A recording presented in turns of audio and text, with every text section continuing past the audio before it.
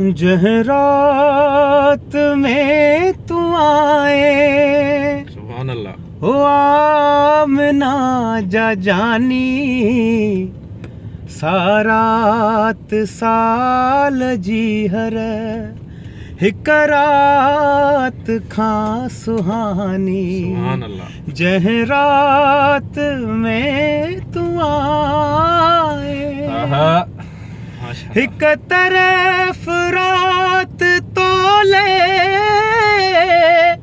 पई बार बार झूमे, बेतरफ ॾींहुं चए पियो महबूब आतमूं में।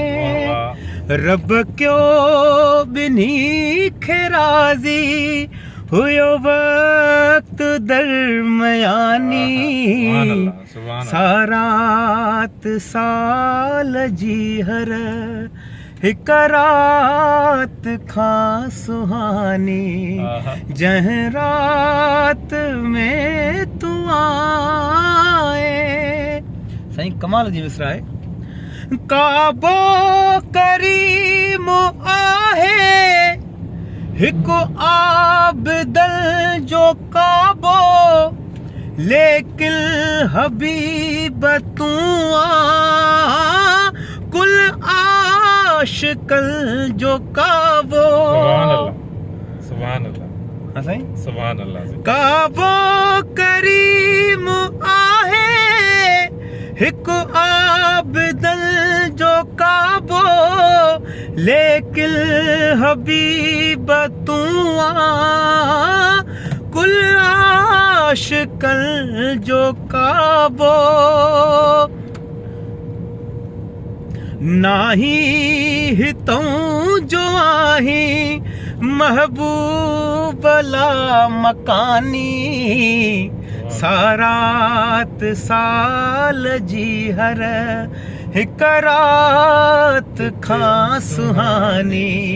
जहरात में तू आए, तुझो नाम आ मुहम्मद, जंहिंमें लफ़्ज़ चार आहिनि, बटड़े ॾिजल चुमियूं पो बेड़ाई पार आहिनि, पर किल जे कान नालो आहे अखिल में कानी। सारात साल जी हर हिक रात खां सुहानी। साईं इन ई मद में, इन ई सुर में पंहिंजो नात लिखियो। हाँ साईं।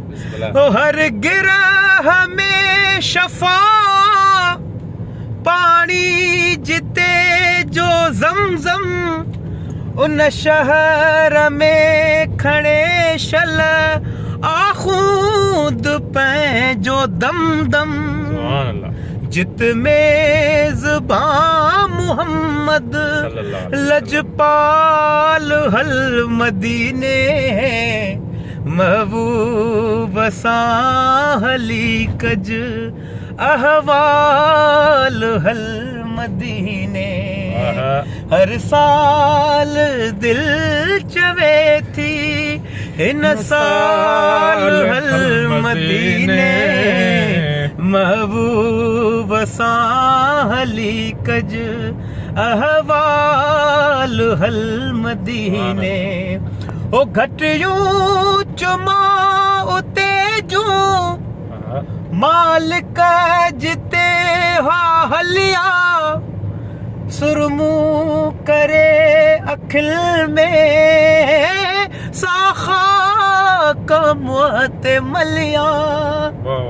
मटबो समूरो दिल जो जित हाल हल मदीने, महबूब सां हली कज अहवाल हल मदीने। जहरात में तू आए, ओ आमना जा जानी, सारात साल जी हर हिक रात खां सुहानी जंहिं रात में तू आए। सुभान अल्लाह। ये साईं असांजो आखुंद साहब असां अॼु महफ़िल तो मोटियासीं, मीलाद जी महफ़िल हुई ऐं साईं नात उते इहा पढ़ी जेका ॾाढी मिठी लॻी, एॾी त मिठी लॻी जो मां चयुमि त यार असांखे गाॾीअ में वरी ॿुधाइजांइ। उनखे वरी रिकॉर्ड बि कयो अथमि। अलाह साईं असांखे नबी अलैहि सलातो वसलाम जी मोहबत अदा फरमाए। महिरबानी।